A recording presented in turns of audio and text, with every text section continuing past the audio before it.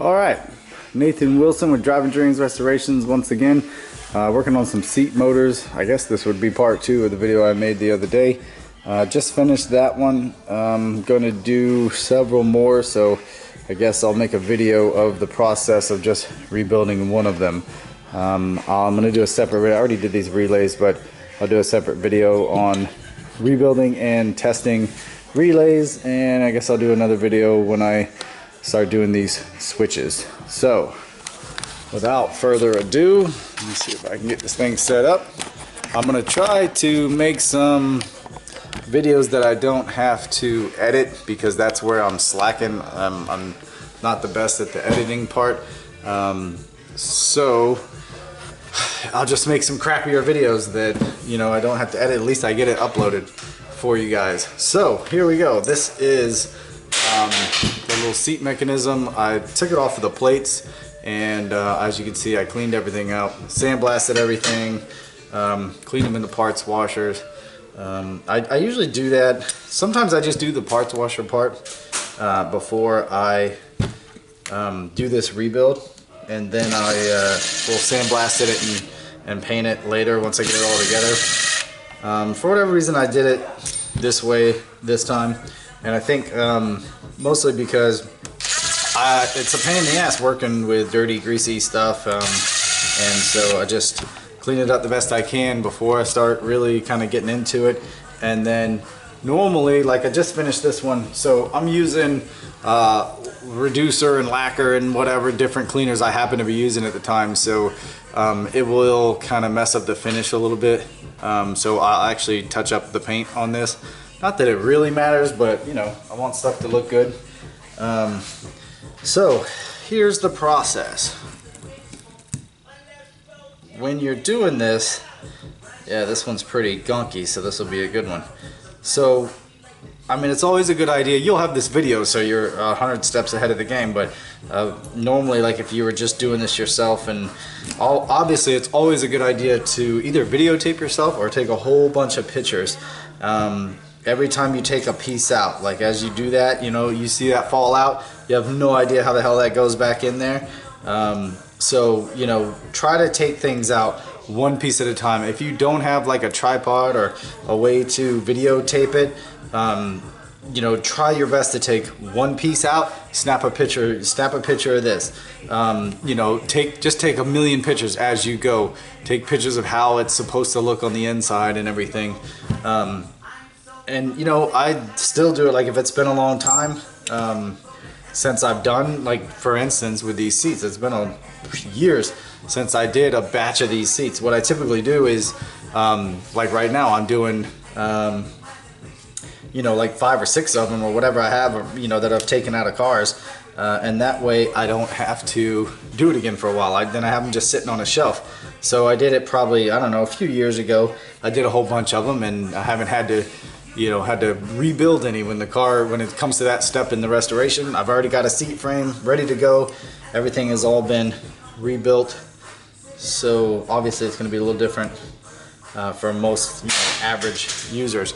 Now, when you get to this point, and you can see all the shafts and everything, when you get to the point of taking this gear out, this is actually the gear that turns when the motor turns. Be careful with this one because it has, or it should have, 2 little washers, like a thrust washer in there, and I'll see if I can catch it on video. There, you can probably see it in there. So be careful. There should be 2 of them, I believe, and we'll get those out. So you know, the other pieces you kind of can just pop out, and you know, you'll have this video to show you how it all goes back together. So those are the 2 washers. It's like I guess a thrust washer or whatever you would call it. You know, little try to get that to focus, flipping you guys off, but you know, a little wobbly washer, and then a flat washer that goes on top of it. The wobbly one goes on the bottom. I believe it's called a thrust washer, who knows. So next step is to get all of this clean. So normally I would put all this in the parts washer, but for the sake of this video, maybe I'll see if I can just clean this up with some brushes. So I have these little brushes here that go on the drill. These two sizes are perfect for the two different size holes. These you can buy at Harbor Freight. It comes with a big kit. It's like $5 or $6. I don't know, maybe $10. And it's priceless, you know, because you get all these different brushes, and they actually last a while. But you know, for $10 or whatever it is, just use them up and buy another set when you're done. So let me go ahead and take this. This is one of the brackets that holds the cables on. I'll just take this off just to get it out of the way. And then I will take a screwdriver, something like this, and scrape all, you know, the majority of this gunk out, because I don't, even if I'm using my parts washer and stuff, I don't want all this crap, you know, in my parts washer. So I'll scrape as much of that out as I can before I put it in the parts washer, or in this case, before I start really cleaning this with the brush and stuff. I'm gonna get as much of this old gunky grease out as I can. This actually isn't that bad. Some of the sometimes it's really old. The one I just did was much worse than this. It was the old blue grease, so I'm assuming, I don't know if that was stock or not, or somebody replaced it at some point in time, but it was that blue like marine grease, which is great stuff, but kind of gets hard and brittle over time, which you guys who have these cars, I'm sure you've experienced that with your window tracks. So I'll probably pause this video for a second and then come back after I get this cleaned up a little bit. You can see these pieces. These gears luckily are in good shape. Usually they are. There's almost always two clear ones and one red one. Not exactly sure why. They appear to all be the same. But I always try to put the red one back in the same spot. I try to put all the pieces back in the same spot, but they are interchangeable. All these different shafts and everything are interchangeable. So, you know, normally, I don't know, I'm just used to doing that for like wear purposes, kind of like a cam or something, you know, or when you're doing pistons and stuff, if you're not replacing them, you always want to put them back in the same spot. So I just tend to do that. So we'll get all these pieces cleaned up and you'll have a little bit better view of how it all goes back together. Whoa. All right, so I figured I'd show a little bit of the cleaning process. I guess, you know, like I said, the last time I did this, I did it in a parts washer.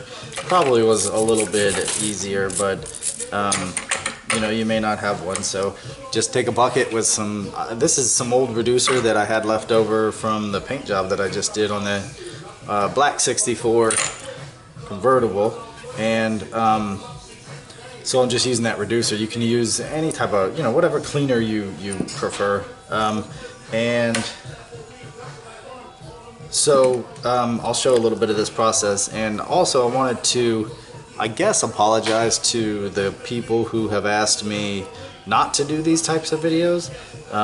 I've been getting those types of emails and messages and comments for years now. I know I've been slacking on the videos lately, but I'm going to try to step up my game a little bit. But I get comments from people who either restore these cars for a living or they do certain parts of this. So for instance, when I made the video the other day about the first, you know, process of this, and I was just talking about how they worked, and then I mentioned that I was going to make this video a little more detailed.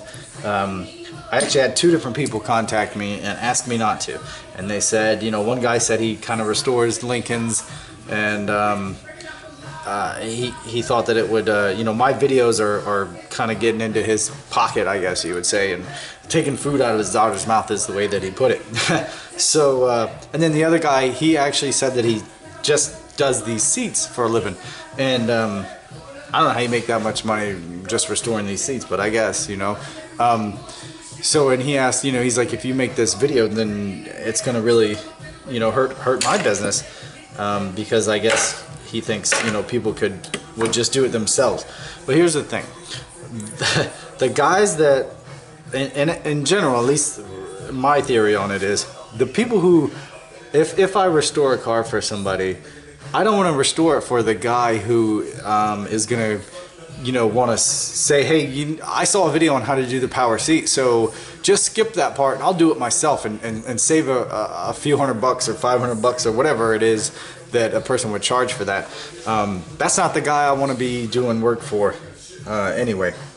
You know what I mean? Like if I'm going to restore a car for somebody or do a job for somebody, I want the guy who, you know, works in a bank, has plenty of money, doesn't have time to do this, maybe doesn't have the skills, maybe doesn't have the tools. You know, there are plenty of guys, plenty of people out there who don't have the tools, or, you know, even if they watch a video that shows exactly how to do this, they're not going to do it for whatever reason. They don't have the tools, they don't have the space, they don't have the time to do it because they work full-time on on another job.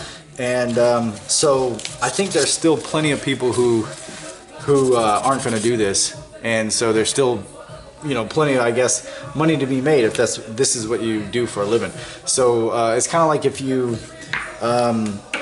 I guess the best analogy I can come up with is you can look online, you can get a recipe to make a cake, and they're everywhere. There's a million different recipes, and the information is there, the knowledge is there, but not everybody, myself included. I mean, I've baked a cake before, but how often am I going to do that? I'd rather just go down to Publix and get one already made, or pay somebody else to do it, because I don't have time to freaking, you know, be baking cakes. So making the knowledge available for the people who do want to learn how to bake a cake. There's somebody out there that never baked a cake. They're like, you know what, maybe it would be fun.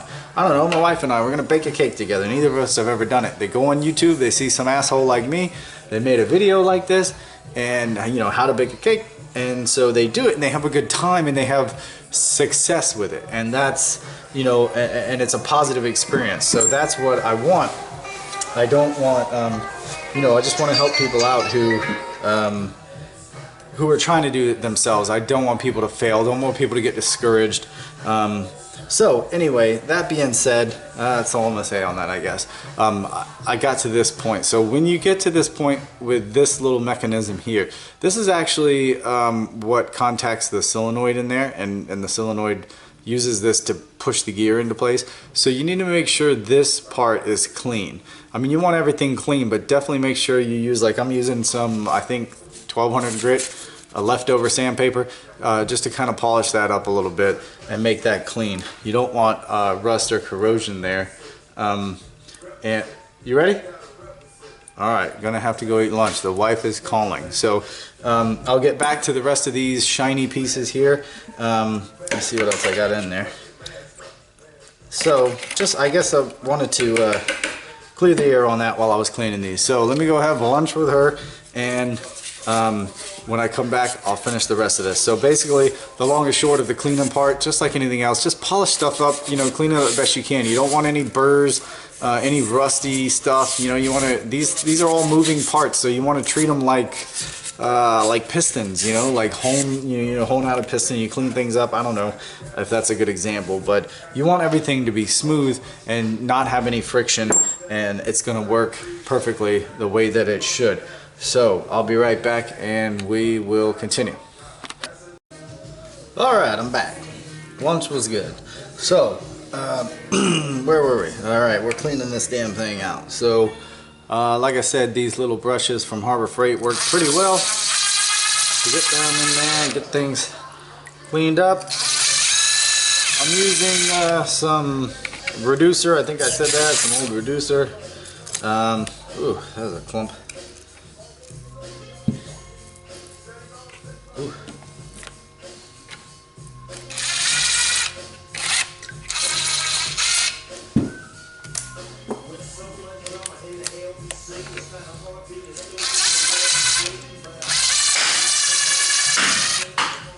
Oh, I'm sorry. Let me get a better video here. I'm just working and not paying attention. Alright, so back to the video. So you can go from both sides on these. What I normally do on this long shaft here, the long cylinder, whatever you want to call it, if you actually use the little gear that normally goes in there, and you can kind of push everything through, make sure you get all that old grease and stuff out. Alright, so we now have it pretty clean. and we're gonna basically just repack the grease and reassemble. So I guess I should talk about if you have a problem. The main thing with this video is just to kind of explain it. It's not that difficult, and to kind of show you some of the tips, like cleaning out these little tips right here, show you how it goes back together. So if you're trying to do this yourself, you're like, oh shit, where did this piece go? You can go back, watch this video, you can see it. It's pretty basic, just, you know, cleaning everything and then relubricating everything. There's a lot of the parts of these cars are like that, you know, they just need to be cleaned up and relubricated, I guess you would say. So if you have a bad gear, I have seen these gears go bad. It's really not very often, so you're probably not going to deal with that. But if you do, you know, you can find these some places. They probably have it at like Baker's Auto, Lincoln Land, Mark II Enterprises, any of those places. If not, give me a call, and I know several guys, like parts guys, independent, that will have it. And I have a bunch of these laying around too, so maybe I could, you know, find it for you. The rest of this stuff is pretty solid. It doesn't really go bad.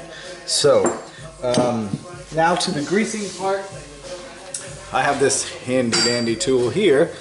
Not necessary, but I do so much stuff like this, like with the windows, the power window tracks and things like that, that I use this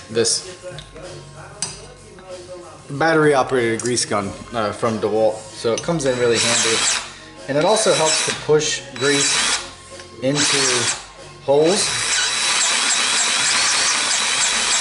and you can control the speed. I'll put a little bit in there. I usually put a little bit on all the different gears. So I'll do it without the grease so that you can see how it goes back together.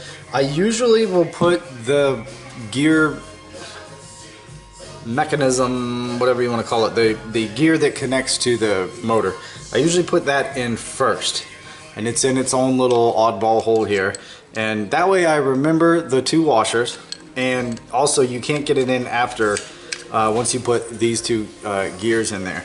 So I put that in first, and then I just work my way over. And like I said, I always try to put them back kind of how they came.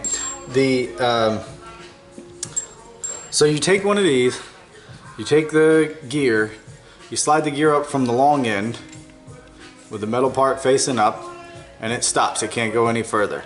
So, and this is just I guess the easiest way since I've been doing it. Then you drop that gear in, and now again, I'm going to go back and lubricate all this stuff, but I'm doing this just for illustration purposes.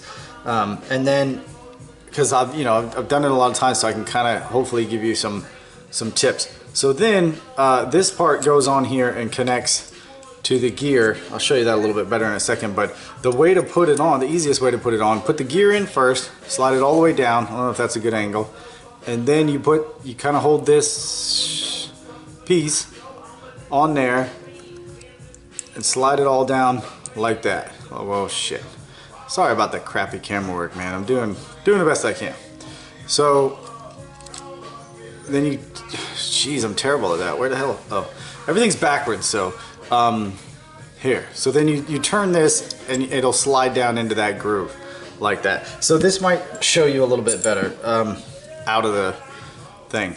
So this is kind of how this works. This part goes on here, and it spins, the gear spins freely, and then this little mechanism, sorry, goes down on there, and it goes on the grooves. You can see the two grooves right there on this part of the shaft, and it holds this piece on there, and it only goes one way, slides on those grooves, and then this gear will catch. And so that's how the system works. There's the solenoid pushes, the gears spin all the time. So let me separate it just a little bit. They free spin, kind of separated like this, and then depending on which button you push, it pushes, the solenoid pulls this in, and it makes these teeth connect, and then it actually spins this shaft, which has the little D openings for the cables. Not sure if you can see that, but the cables themselves actually slide down in there. So once this is engaged and this one is spinning, it's spinning those cables, the worm drive, worm gears, whatever you want to call it. So hope that somewhat makes sense for you guys. So again, I'll do it one more time. Put this on the bottom, facing up, slide it into the smaller hole, and it'll engage with the gear, the motor gear, and you see how now both of them, all three of them actually, are turning together. And then we'll grab one of these, slide it over. It's hard to do one-handed. Stick this in the groove, and the reason you stick this in the groove first is because once it's on this shaft, you can't get this piece in there. I mean, I guess you can maybe, but it's just easier to put it on there and slide it down. So, and then you just slide it, and then you turn this until it fits in there nice and even with the other ones. Might as well do the last one while we're sitting here talking, and this is pretty much it. Then, like I said, I'm gonna I guess go back and redo this anyway because I don't have any grease in any of this stuff. So I grease up all of the shafts really well, and then I use my little handy grease pump there, and I just come in here and I pump it all in as it spins. Then when I get this all hooked back together, like this, and I have the motor on and everything, I don't put this piece on yet. I leave this exposed like this, and I actually will just run 2 jump wires and make the motor spin so the gears all spin in there. And I might do that if I can get 18 more hands to hold it and everything. And then as you see these gears spinning with the grease in there, it'll kind of spread all the grease out. Then I'll pump a little bit more in, or in most people's cases you'll just be smushing it in with your finger as best you can. Run it a little bit, keep doing that until this is basically all the way packed in. Then I put a bunch in here, smush it all together. It should squeeze out around the edges a little bit. Tighten it all down, wipe it off. You're packed, good, ready to go. The main thing with this is, and I do this on every single car, whether the seat's working or not, and the purpose is basically, like most of the other stuff with these cars, I fix a lot of things that aren't broken, I guess, so to speak, but at least I know if I've gone through this, like this one, none of the gears were stripped, everything was fine. All 3 of the solenoids worked. You could test them, and maybe I'll show you that real quick, but I tested them ahead of time. I could hear them clicking. So while you have this, while I'm on that subject, while you have this off, like I said, when it's at this point and you have this top off, you run the motor and touch a 12 volt to each one of these screws, and you'll see it come down, pull down, and that's how you know the solenoid is working, and they pretty much always do. So like I said, the point is just to make it work properly, so it's smooth, it's well lubricated, it's going to last for a long time. You know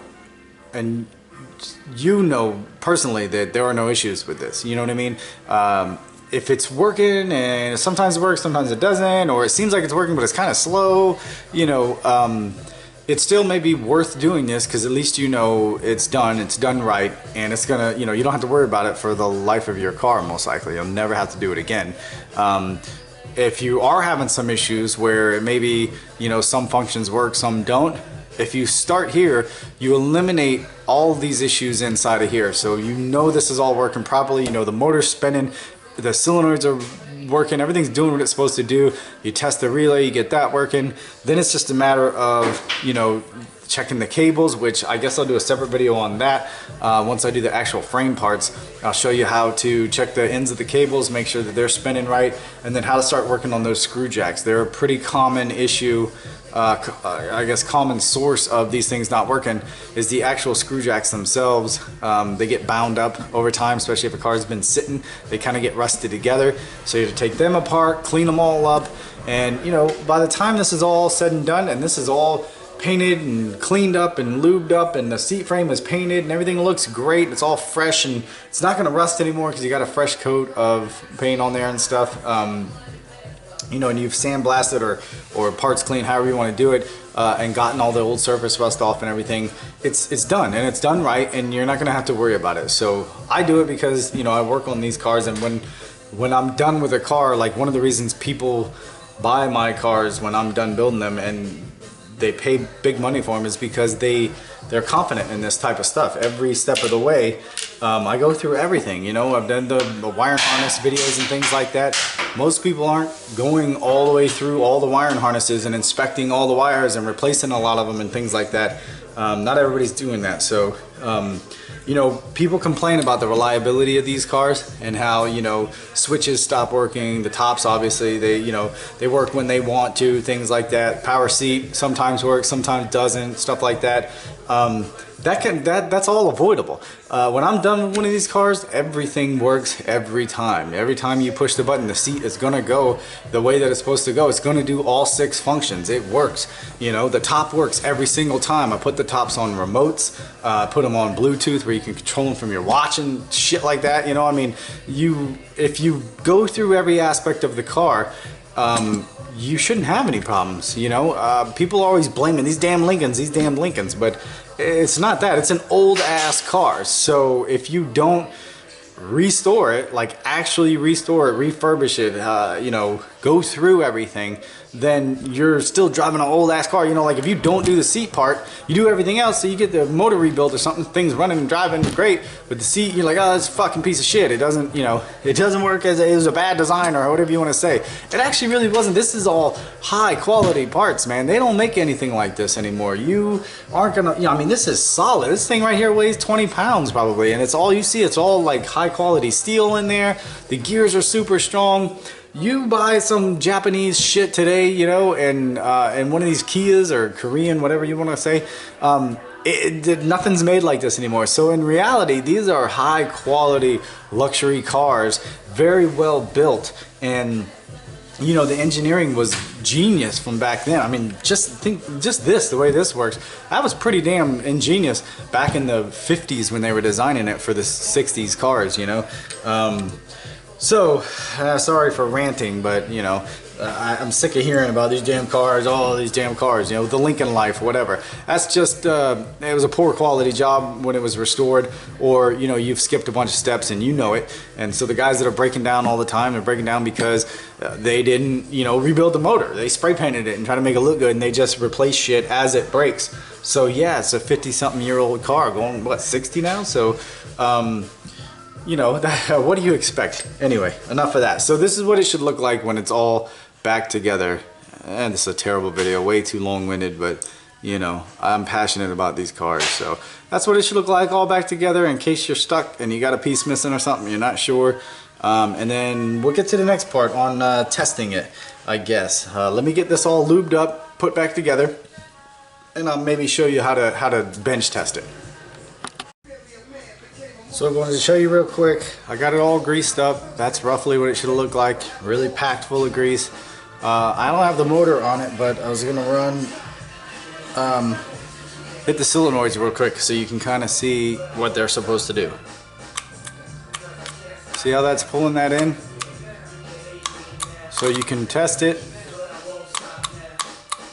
While you have it out like this, make sure that's doing that.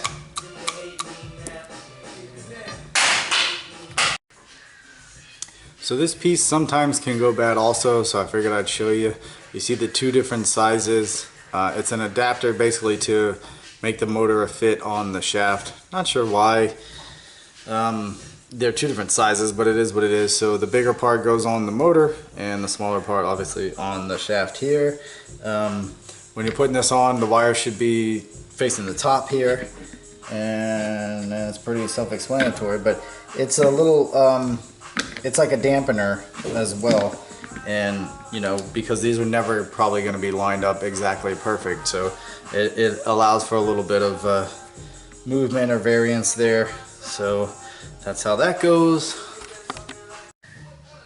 Alright, so I just remembered something that I did a long time ago, a mistake that I made, and so I wanted to show you guys. When you put this here, I'll show you. I think I just did a clip. I don't know what I'm going to add and what I'm not, but of how this is supposed to go in and out. So I'll try to get a better close-up of it. You see how that springs back out when you let off the voltage? If you put and I made this mistake. I almost did it just now, and that's how I remembered what happened in the past. Okay, so if you put too much grease in this shaft, let's pull this one out just for demonstration purposes. So, sorry for the shitty camera work, but it is what it is. Alright, so this shaft, that hole right there, I made the mistake once of putting too much grease. So let me see if I can do this with one hand. Use my little grease gun here, hit the button. Alright, so I just filled that hole up with grease, or you know, halfway, whatever. So there's a lot of damn grease in there.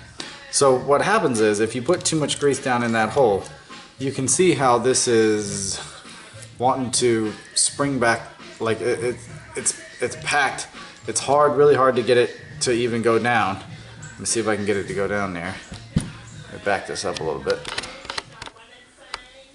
Alright, so I got too much grease in there to even get it to go down. So that would be one problem. And then the other problem, here, maybe I can do it without this piece.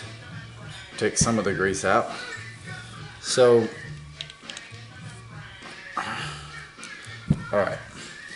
The other problem is, it won't spring back up if there's too much juice. So you can see here, you see the difference in when I was just doing it, like between that and this. There's so much grease in there that magnet is not able to contact the metal, and here's when you pull it out, you can see. So if you really just don't put any grease down there, just slightly grease this, just rub a little bit on there, and you should be fine. That should be enough to, you know, to let it slide freely. So the other issue is, even when it clicks down, it won't let it spring back up. So it'll still be engaging this gear and this cable when it's not supposed to, because this isn't bouncing back freely. So just make sure that it springs back when you let off. So one of the, you know, I have a tendency to over grease everything, and so I made that mistake in the past. So I just was about to do it again, and I remembered.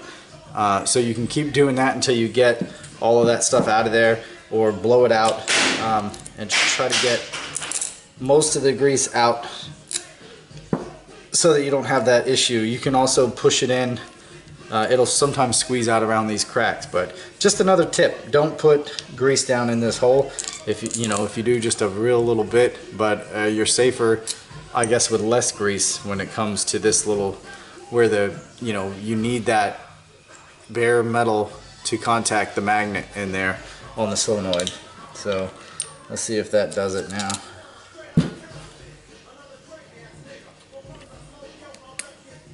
Nope, still too much crap in there. See how it's not, I don't know if you can see that, springing back?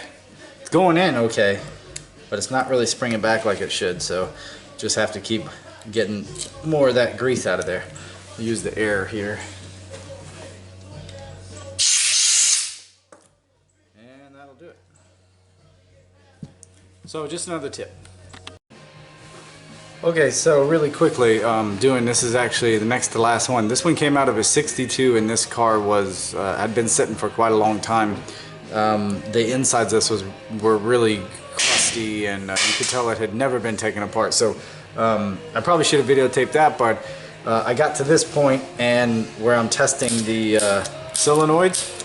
You see that one working fine. These other two are really struggling. If you kind of help it a little bit, it'll go. But obviously that's not going to work. So sometimes I've had a couple like kind of sticky ones in the past, and if you sit here and you work them like this, and you hit the button a couple times, like here's the voltage. If you just barely tap it, it goes. So sometimes you can work them in and out a million times, and they'll start working where you're satisfied with that. The problem is, see, that as this goes out farther, it's working fine, but when it starts where it's supposed to, it's not working. So, I wouldn't put this back in a car. I'll probably just end up using this one for parts. Another thing I wanted to show you is couple of the parts are different. You see, I don't know if you can tell the difference between this shaft and the other ones, the way it's crimped. So apparently the 62s were slightly different parts. But and this part as well, you remember I showed you the little dome part that you would clean off to make contact. This is I guess a slightly different style in the older 62s. So just something to be aware of. But tip number 86. So one more quick piece of advice. I actually just learned this. You saw where I was using these little nylon brushes from Harbor Freight. Do not use a steel brush on the insides of these. This is the one that was not, the solenoid wasn't doing what it was supposed to do. So I thought, well, maybe if I just really like scrub this down and stuff. So I used that steel brush in there. I don't know if this is gonna catch this, probably not, but no. But anyway, there's actually a coating inside there. I'm assuming to prevent electricity. If you use metal, a wire brush, it'll mess it up pretty good. So this is definitely not going to be, the solenoid part is not going to be usable again. But like I said, I was at the point of using this for parts anyway, so I figured I'd experiment a little bit on it and see what would happen. Not a good idea, so definitely don't do that. If you're going to even use anything to clean it up, use a little nylon brush that'll fit in there. Like I said, this is from the gun cleaning kit at Harbor Freight. Tip number what? 89? Alright, so we're almost finished, and I was doing this here and I thought maybe I should mention it. I always clean all the wires.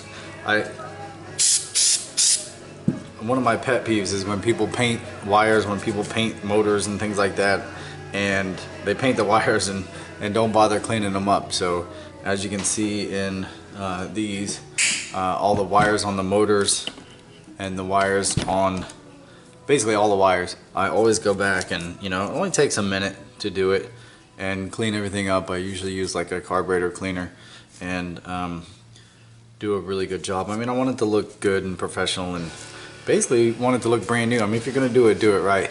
But there's nothing worse than when you're trying to diagnose something, God forbid, later down the road, some guy 50 years from now is diagnosing this car and trying to figure something out.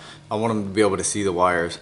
And I guess that's just a personal thing. So at the end of it all, it should look nice, bright, clean, easily identifiable wires.